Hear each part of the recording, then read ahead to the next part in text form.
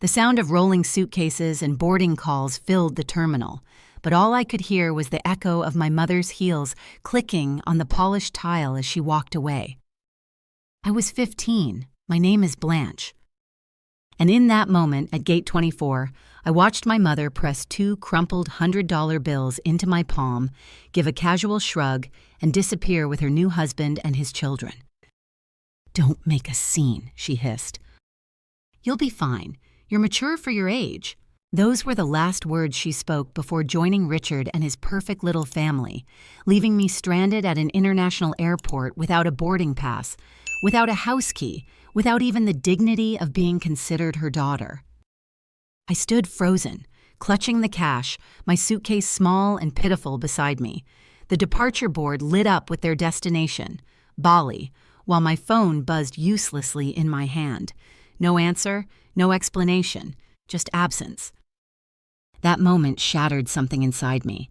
The invisible thread that tied me to her, trust, safety, love, was cut with the shrug of her shoulder. I thought abandonment would break me. But what I didn't know then was that it would also lead me to discover the truth about everything I had been denied. Truth about my past, my father, and the lies that had shaped my entire childhood. It's a story of betrayal, yes, but also of finding the kind of love that never walks away. And before I take you from gate 24 to the day my mother returned to find my room completely empty, let me ask you something. Where are you watching from? Drop it in the comments, and if you've ever felt abandoned or betrayed, hit that like button and subscribe. Because this isn't just my story. It's about resilience, survival, and what happens when the person who should have protected you becomes the one who hurts you most. What happened after my mother turned her back at the security line changed everything. Because the person I thought had forgotten me forever, the father I hadn't heard from in years, was about to walk back into my life in a way I could never have imagined. Entering the father's side of the story. The security line swallowed my mother whole, sunglasses pushed into her perfect hair, Richard at her elbow, Olivia smirking over her shoulder like she'd finally won. I stayed rooted to the spot, the 2 crumpled bills sticking to my palm with sweat. The departure board blinked Bali, on time, each letter a drumbeat. I kept expecting her to look back. She didn't. I tried to breathe, tried not to cry in the middle of gate 24 with my cheap suitcase and a phone that wouldn't stop showing, delivered under my texts. "Mom, where's my key? Mom, you can't leave me here." Nothing. I told myself to move, buy water, sit, think. But my legs didn't get the message.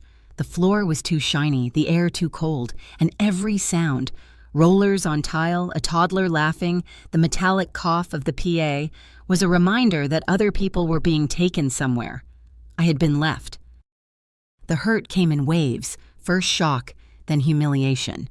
Beneath that, an older ache that had been waiting for this exact moment to prove it had been right all along. I didn't always live with this knot in my chest. When I was little, Saturdays meant the park and the swing set that made my stomach flip. My mother would run, hair in her face, pushing me higher until the sky felt reachable. On my 6th birthday, she'd baked a lopsided chocolate cake and hung paper streamers that drooped in the corners of our tiny apartment. We were broke. But we were together. Back then, that was enough. It changed when I was 8.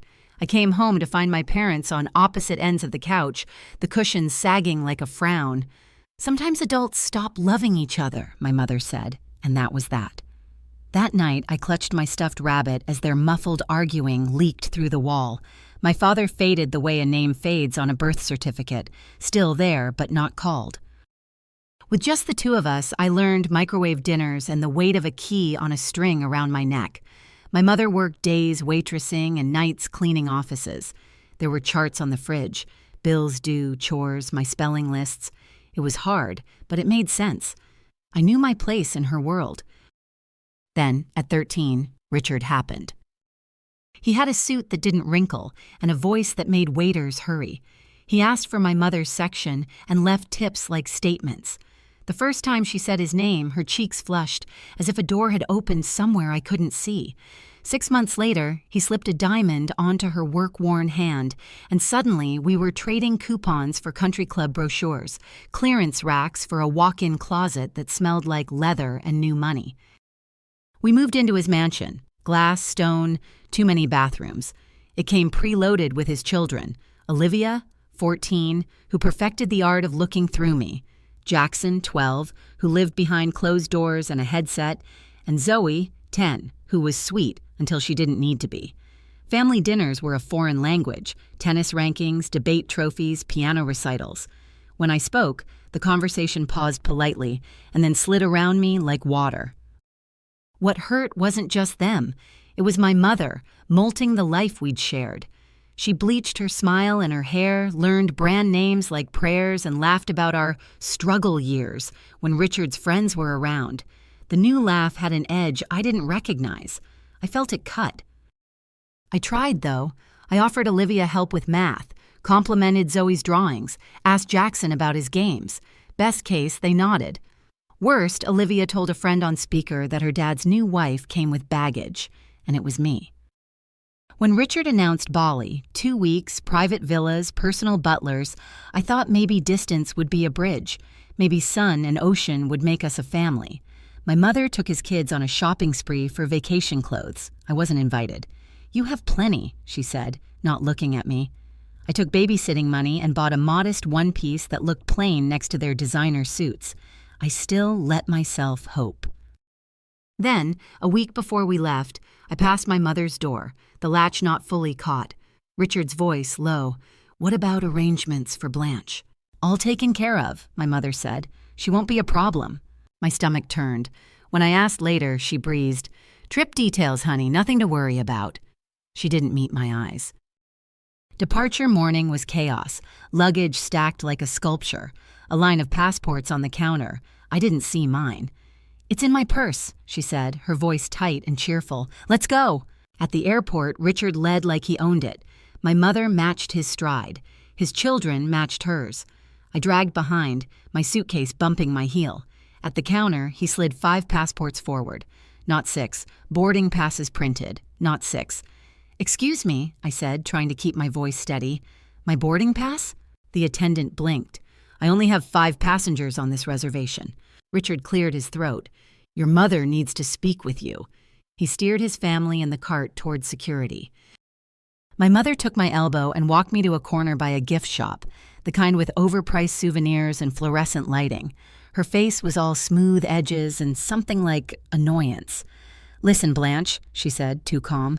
"There's been a change of plans. You're not coming to Bali." It wasn't a knife. It was the table dropping out from under the dishes. What, did I do something wrong? "Don't make a scene," she hissed. "Richard thinks this should be a bonding trip, just us and his kids." "I am your daughter." My voice cracked on AM. "I'm family." She dug in her purse and pressed money into my hand. "Here's 200. Take an Uber home." "I don't have a key." "Mrs. Peterson has the spare. You'll be fine. You're mature for your age." She leaned in, a dry kiss on my forehead. "This vacation is important for our future." Her eyes flicked toward security. "Sometimes we all have to make sacrifices." "A sacrifice is skipping a concert," I said, heat finally cutting through the fog. "This is abandonment." She flinched at the word, composed herself. "It's 2 weeks." And then she was gone, heels clicking, falling into step with Richard. She didn't turn around. Olivia did, briefly. She smirked. I sank onto a bench. The bills stuck to my palm. People rushed past, hugging, laughing, annoyed at the price of water. The PA pinged. My chest hurt in a way that felt physical. I tried to call, straight to voicemail. I texted something sharp and stupid about her first-class upgrade. No response. The board flipped from boarding to departed, and I felt it like a punch. A security officer stopped near the food court where I'd bought a soda just to sit. "Everything okay, miss?" Concern edged with suspicion. "You've been here for hours." "My ride's stuck in traffic," I lied. He gave me a look that said he'd heard worse and moved on, telling me not to leave my bag. Shame crawled up my neck. How do you say my mother left me out loud? The words wouldn't come. Loyalty and humiliation strangled them. Shops pulled down metal gates. The terminal thinned. The money wouldn't last. Even if I got home, it would be me and an echoing house for 2 weeks. I splashed water on my face in the bathroom, the fluorescent lights making me look like a stranger. Red eyes, swollen lip from biting, 15 going on. Older, or maybe just tired. By 8, I found a place at the counter of the one restaurant still open. A woman with kind eyes and a Gloria name tag slid me a plate of fries. I ate slow. She returned with a milkshake I didn't order. "On the house," she said. "Sugar helps." The kindness almost did me in more than the cruelty had. I scrolled my contacts. Most of the numbers belonged to a life that didn't fit anymore. Old friends who drifted when I moved. My mother's friends, busy at charity luncheons. I sent texts to 2 women who used to keep an eye out for me when my mother worked late. One didn't answer. The other said she was out of town. Of course she was. Then I saw his name. Dad. The last time we'd spoken, I was 12. His voice had been careful, mine brittle. After that, silence. My mother always had a reason. He didn't care. He'd moved on. Some men just aren't cut out for parenthood. I believed her because I had to. Because the alternative, believing he wanted me and couldn't reach me, was worse. I stared at his contact photo, just a gray circle now, and my thumb hovered. What if he didn't answer? What if he did and said, "Why are you calling me?" What if I opened a door and found nothing? I went back to the bathroom, locked a stall, and sat on the closed lid. I practiced out loud, the words sounding wrong as they echoed off tile. "Hi, Dad. It's Blanche." Too casual. "Hello, this is Blanche. I'm sorry to bother you, but I'm in trouble." "Better." My voice shook. I pressed my palms to my eyes until stars sparked, the kind you see on swings when you go too high. In the mirror, I looked like a girl who had been lied to for a long time and finally ran out of lies to believe. Desperation beat out pride. My hand trembled as I scrolled back to his name. I could feel my pulse in my fingers. One press would change something, maybe everything. I walked out of the bathroom, found a quiet corner near a closed bookstore, and sat on the carpet with my back against the glass. The terminal hummed, a low, steady sound like a distant engine. I took a breath big enough to hurt and hit call. 1 ring. 2. 3. I closed my eyes.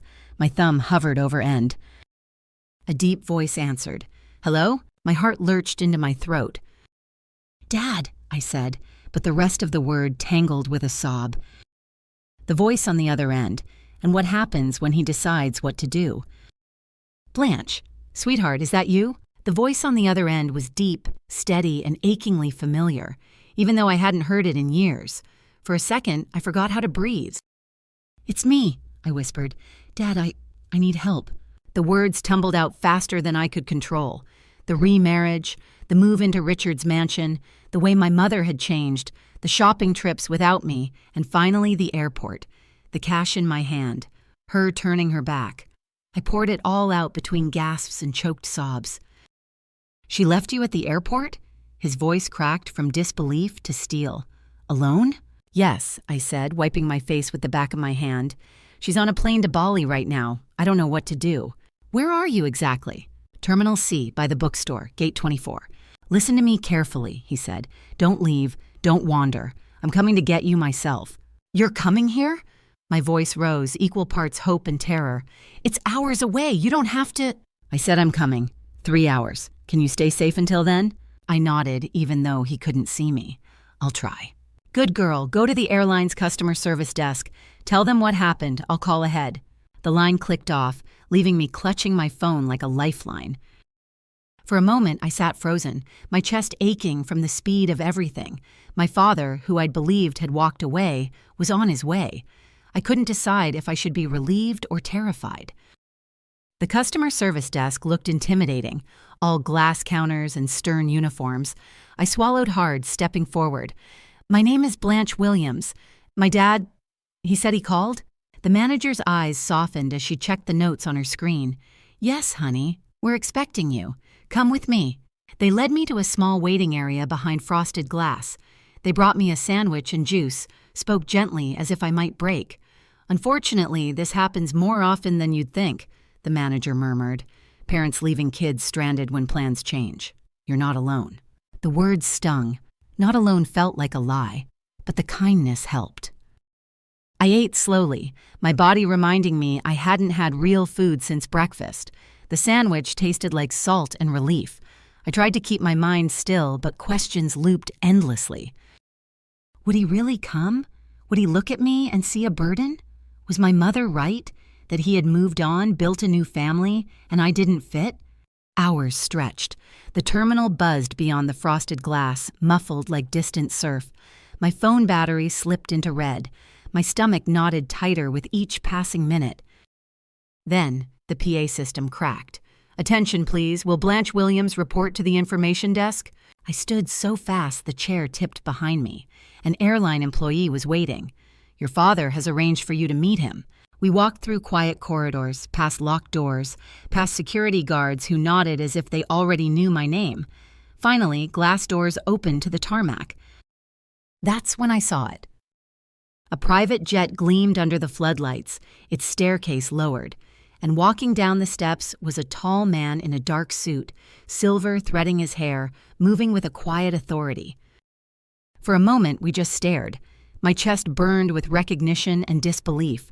His eyes found mine, eyes I'd last seen when I was 8, crying on a sagging couch. They crinkled at the edges, the same eyes that used to watch me wobble on a bike. "Blanche," he said, his voice thick. I wanted to run, to throw myself into his arms, but my legs stuck. I wanted to accuse him too, for vanishing, for not fighting harder. Years of mixed feelings pulled me in opposite directions. He stepped closer, arms opening but hesitating. "I'm so sorry for everything, for not being there." That was all it took. I broke, rushing forward into his chest, tears flooding hot and unrestrained. He held me tightly, solid and real. "You didn't want me," I choked. "She said you didn't want to see me anymore." "Never," he said, his voice breaking. "Not for a single day." The years of silence cracked open, replaced by the truth in his tone. Inside the jet, the air smelled faintly of leather and cedar. Plush seats, soft lights, polished wood, luxury I'd never touched. A flight attendant offered drinks, but I couldn't stop staring at him. "Is this yours?" I asked, half accusing, half in awe. He gave a sheepish smile. "Technically, the company's. I'm CEO of Horizon Tech now." EEO. The word rang foreign. My mother had painted him as broke, scraping by, sending little to no support. My chest tightened. She said, "You barely paid child support, that we were broke because of you." His face hardened.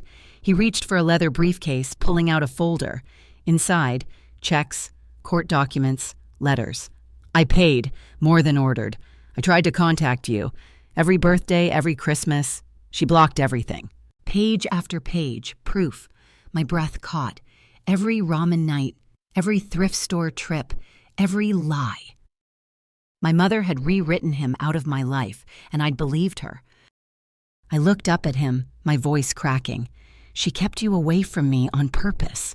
He nodded slowly. I never stopped looking. The plane lifted into the sky, leaving the airport, and the bench, the soda, the humiliation, below. I felt lighter and heavier all at once. Seattle was a dream I didn't know I had. His house perched on a cliff, glass walls opening to the ocean. But what undid me wasn't the view. It was the blue bedroom he'd prepared, fresh towels, a stocked desk, and on the dresser, a line of unopened gifts, wrapped for every birthday I'd missed. I peeled the tape from one card, the number 13 written in his handwriting. Inside was a message I'd never received, a gift card I'd never spent. My knees buckled. She hid them all. He put his arm around me. I couldn't stop buying them, couldn't stop hoping. That night, exhaustion pulled me under, but for the first time in years, I fell asleep in a bed that felt like mine. Morning light poured across the ocean. In the kitchen, he burned pancakes just like when I was little, laughing at himself. It was clumsy, awkward, tender. But the tenderness didn't erase the fear gnawing at me. I'd been betrayed once. What if this new beginning was just another illusion? What if love never lasted? Later that day, he introduced me to Judith Bennett, a family law attorney. Her words were precise, professional. What your mother did constitutes abandonment. We'll pursue custody and expose the financial misconduct. Abandonment, financial misconduct, legal terms for what had felt like personal shame. My mother's choices weren't just cruel, they were unlawful. I wanted to scream, to cry, to collapse. Instead, I nodded, quiet, processing. That evening, I found myself alone on his balcony, the ocean crashing below. I thought about my room at Richard's house, small and bare compared to Olivia's princess suite. I thought about my mother's shrug at the airport, the dry kiss. And I thought about the unopened gifts lined like soldiers across my dresser here, proof that someone had wanted me all along. For the first time, anger flared hot enough to feel like armor. She had lied, she had stolen, she had abandoned me, and now I knew the truth. The question wasn't whether I could face her again, it was whether I was ready for the war that was coming. My mother would not stay silent when she realized I was gone, and when she came, she would try to twist everything again. It didn't take long. 3 days after I arrived in Seattle, my phone lit up with her name. Mom. I froze. My father noticed the way I gripped the phone like it might burn me. You don't have to answer, he said gently. I didn't. The call slipped to voicemail. Seconds later, the notification blinked. Against my better judgment, I pressed play. Her voice poured out, bright and false. Blanche, honey, there's been a terrible misunderstanding. I thought you understood the plan was for you to stay home during our trip. Richard thought it would be good for you to have some independence. I didn't abandon you, sweetie. That's such a harsh word. Call me back so we can clear this up. Love you. I stared at the phone like it had betrayed me, too. A plan? Independence? She had rewritten the story in under a minute, turning abandonment into parenting strategy. My stomach twisted. Part of me wanted to scream. Another part wanted to believe her, because believing meant I hadn't been disposable. Classic gaslighting, my father muttered. She hasn't changed. I didn't call back. Days blurred into a strange mix of comfort and dread. My father showed me his files, letters returned unopened, court filings ignored, proof of payments. Each document was a nail sealing the coffin of the life I'd lived with her. But late at night, I lay awake in the soft blue room, replaying her voicemail. My mind twisted on her words. I didn't abandon you. The voice of the woman who had once pushed me on swings and baked lopsided cakes sounded so certain. What if she was right? What if I was the dramatic one, the ungrateful daughter? The weight of doubt pressed until my chest hurt. Judith Bennett, the attorney, visited again. She explained the steps ahead: temporary custody, hearings, evidence. Words like abandonment and financial misconduct rolled off her tongue like legal codes, but to me, they were wounds. I wanted justice. I wanted freedom. But the idea of seeing my mother again made me feel small, 15 going on 5. Then came the night she showed up. The security system chimed. On the screen by the front door, her SUV idled at the gate. She leaned on the intercom, calling my name. You don't have to see her, my father said quickly. We can have security turn her away. But something in me knew it was inevitable. I'll talk to her, with you and Judith there. When the front door opened, she stepped in like she owned the space, her sundress perfect, sunglasses perched in highlighted hair. For a moment, relief softened her features. Blanche, thank God. She moved toward me, arms wide. I stepped back. Her smile faltered. What's going on? Why are you here? Why are you with him? The word him dripped with venom. We sat in the living room, the air thick. Judith perched with her notepad, my father steady beside me. This is about more than just Bali, I said, my voice shaking but loud enough to carry. You abandoned me at the airport. You've been lying about Dad for years. I found the letters, the cards, the proof. Her eyes darted, then hardened. You went through my private things. How dare you? They were mine, I snapped. Addressed to me, you stole them. You're 15, she hissed. Everything under my roof belonged to me. I was protecting you from his inconsistency, his broken promises. There were no broken promises, my father cut in, calm but firm. Only your efforts to erase me. Her face flushed, the facade slipping. You have no idea what it was like raising her alone while you were off becoming a millionaire. I sent support every month, he replied. More than ordered, and she never saw a cent. Her voice rose. That's a lie. I sacrificed everything for her, including giving her independence at the airport so we could strengthen our new family. That's not abandonment. The words struck like blows. My chest tightened, shame and rage colliding. She was rewriting my pain in front of me, making me doubt what I had lived. You left me alone with no key, no plan, no answer, I said, my throat raw. That's not independence, that's cruelty. For the first time, her voice wavered. Richard thought it would be better. The front door opened. Richard strode in, anger sharp across his face. Karen, enough. Get in the car. Her shoulders slumped. The brief crack of honesty vanished as she slipped back into compliance. I just wanted to see her. Now you have, he snapped. She looked at me once more, eyes glassy. I searched her face for the mother I had loved, but all I saw was someone who had chosen convenience over me. As Richard pulled her away, I asked, Is this really what you want, Mom? Someone who treats you like a child and me like baggage? She didn't answer. She just walked out, exactly like she had at gate 24. But this time, the leaving didn't hollow me. It hardened me. When the door shut, silence hung heavy. My knees trembled. My father's hand on my shoulder steadied me, but the truth pressed down.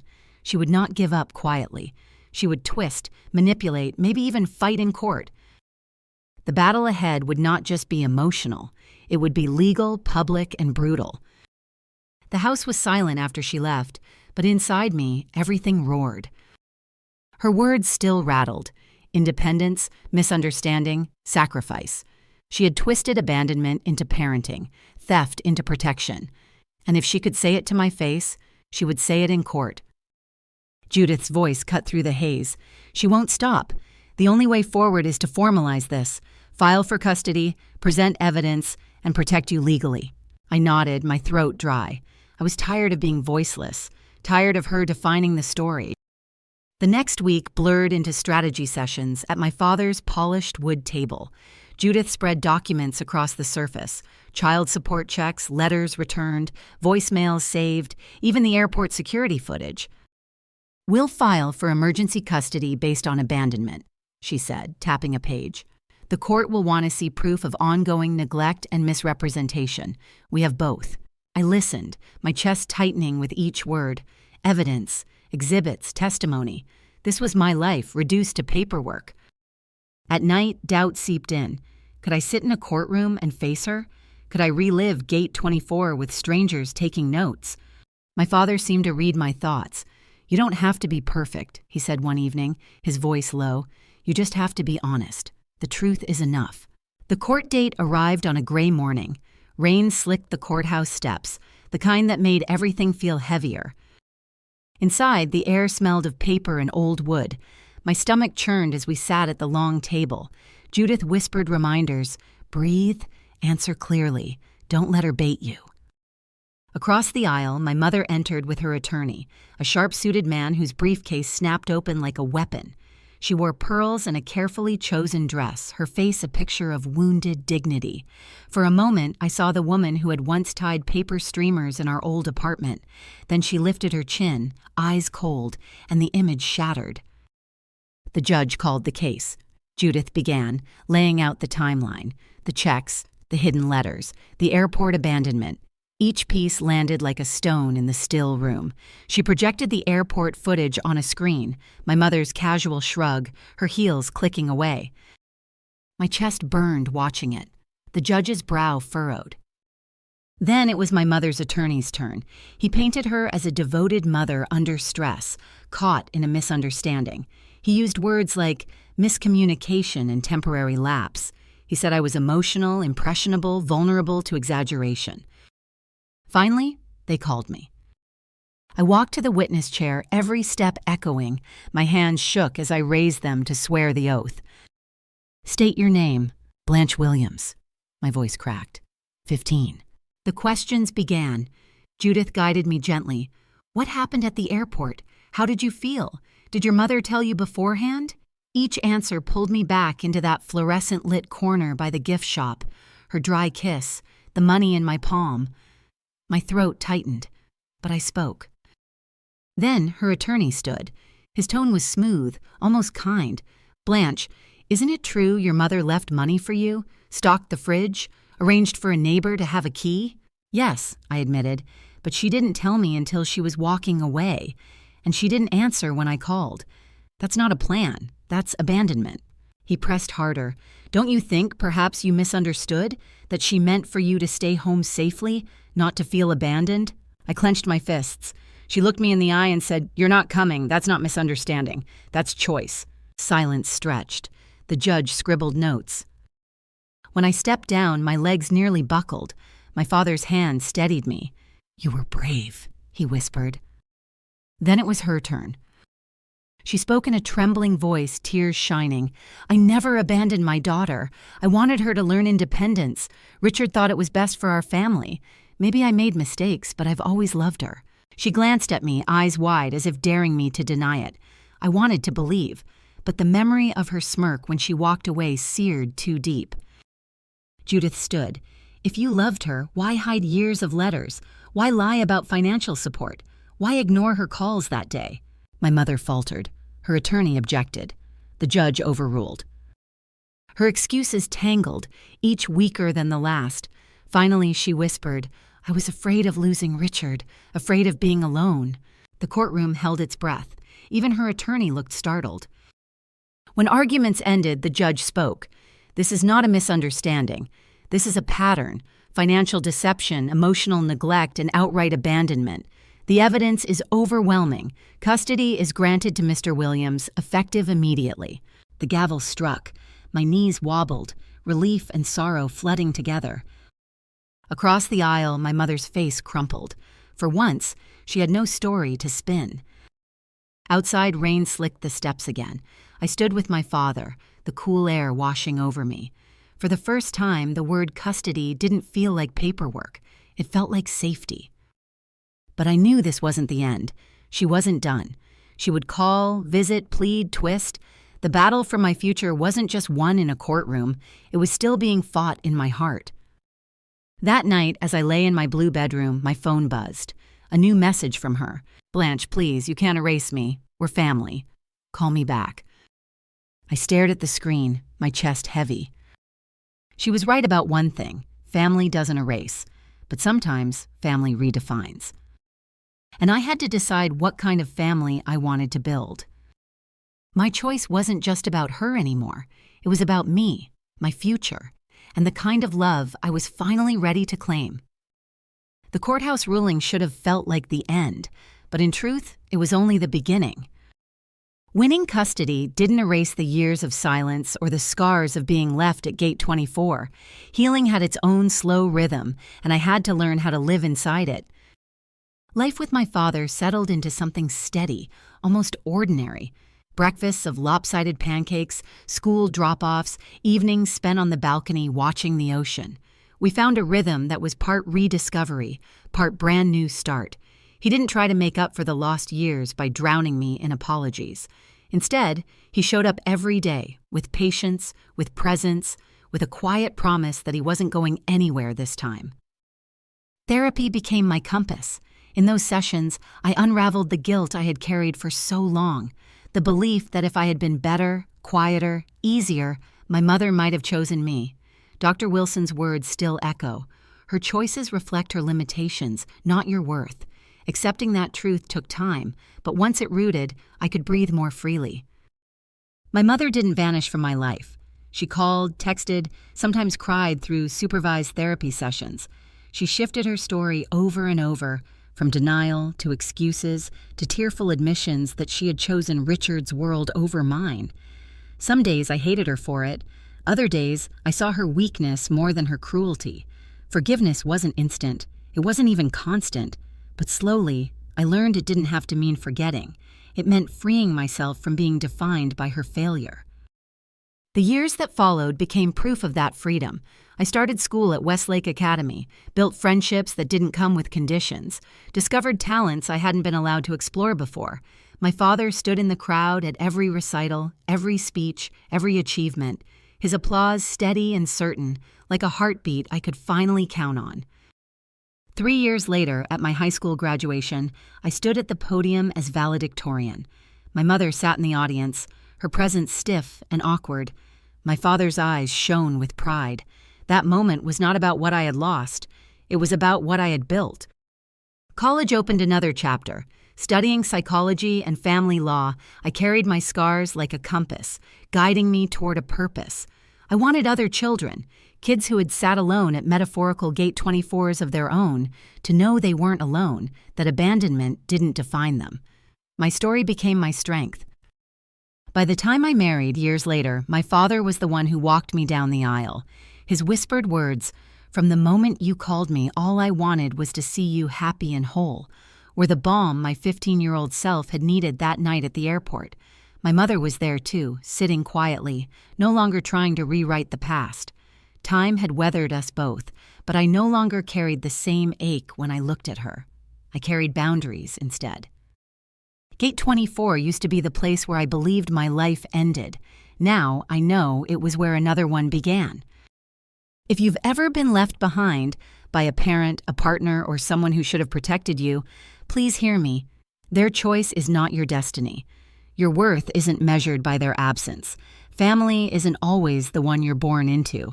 Sometimes it's the one you find, the one that shows up, the one that stays. Thank you for listening to my story. If it resonated with you, I invite you to like this video and subscribe to the channel for more stories of resilience and healing. And share this with someone who might need to hear that betrayal doesn't define us. It refines us. Tell me in the comments, have you ever had to set boundaries with family to protect yourself? Your story matters too, and you are never as alone as you feel in your darkest moments.